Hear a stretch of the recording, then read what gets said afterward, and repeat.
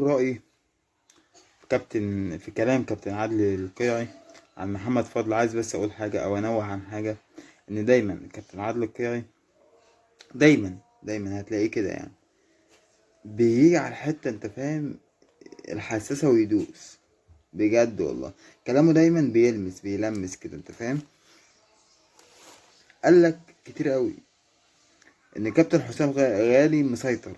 كابتن حسام غالي اللي بيزعله في النادي الاهلي بيديله، ما بيرحمهوش.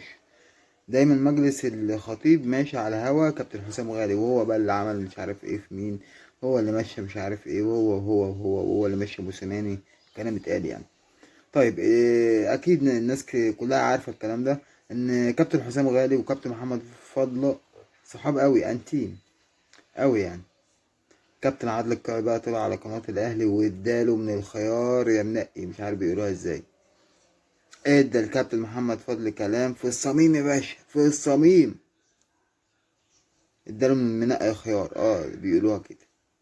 ظبطوا، وضحوا، كشفوا، عراه قدام الناس.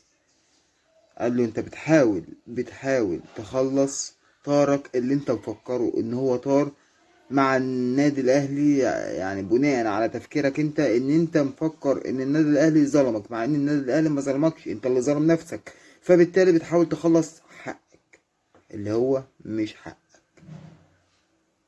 بصراحة كلمتين في الجون بأمانة والله. كويس قوي، حاجة عظيمة قوي لما يبقى المسؤولين عندك فاهمين هما بيتعاملوا مع مين واللي بيحصل حواليهم. حاجة كويسة جدا يعني. النادي الأهلي يا رجالة في أمان.